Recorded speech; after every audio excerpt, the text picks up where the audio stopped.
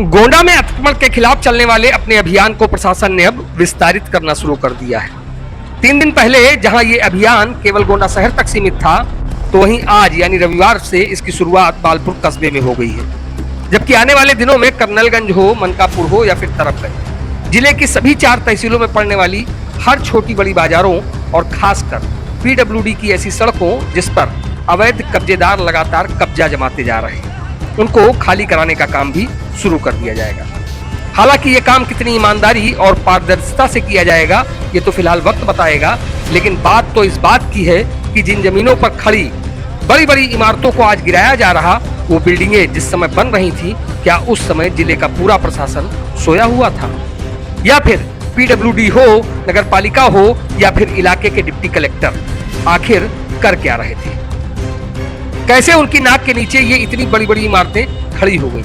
जिन्हें गिराने के लिए आज ये सारे अधिकारी एक पांव पर खड़े होकर तांडव नृत्य करते नजर आ रहे हैं? क्या ऐसे लोगों पर कार्रवाई का कोई प्राविधान नहीं बनता, या फिर इन लोगों को सरकार ने खुली छूट दे रखी है कि जाओ जब तक चले अपनी दुकान चलाओ, और जब पानी सिर के ऊपर से निकलने वाला हो तो अभियान का हिस्सा बन जाओ? तो कुछ ऐसा ही खेला जिले में अतिक्रमण के नाम पर आज से नहीं बल्कि दसियों साल से होता आ रहा है। और इस खेल में नगर पालिका से लेकर पीडब्ल्यूडी विभाग के कितने लोग शामिल रहे हैं, ये बात गोंडा शहर के हर एक चौराहे का हर एक शख्स जानता है। बावजूद इसके ना तो उनकी अकूत तरह से कमाई गई संपत्ति की कभी कोई जांच हुई, ना ही उनकी किसी को जमीन कब्जा कराने, दुकान चलाने की आड़ में उनसे हर महीने वसूली की ही कभी कोई जांच हुई। ऐसे में इस बात को भी जिले के कलेक्टर को समझना होगा कि आखिर किसी ने तो हरी झंडी दी होगी, तभी तो 1 नहीं 2 नहीं बल्कि 3-3 मंजिला इमारतें खड़ी हो गई। अन्यथा जो पुलिस और प्रशासन एक पटरी दुकानदार को बिना हफ्ता महीना लिए ठेला तक नहीं लगाने देता, वो आखिर इतनी बड़ी बड़ी बिल्डिंगें बनवाने का क्या ठेका नहीं लेता होगा?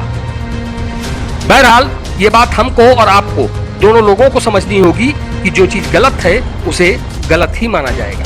फिर भले ही चाहे उसे सही साबित करने का हलफनामा जिले का कलेक्टर ही क्यों न लिख कर दे दे। लेकिन उसके जाने के बाद आपका होगा क्या, ये बात आप इस तस्वीर से ही समझ जाइए कि जब भाजपा के तत्कालीन मीडिया प्रभारी का 3 मंजिला कॉम्प्लेक्स उनकी बिल्डिंग के भीतर घुसकर तोड़ दिया गया हो, तो ऐसे में किसी आम इंसान की मजाल ही क्या, जो एक तो करेला ऊपर से नींद चढ़े प्रशासन से पंगा ले ले। क्योंकि अतिक्रमण के खिलाफ जिस तरह की मुहिम प्रशासन ने शुरू की है, उसका आने वाले दिनों में एक बड़ा इम्पैक्ट आपको खुद ब खुद पूरे जिले में दिखाई भी देने लगेगा।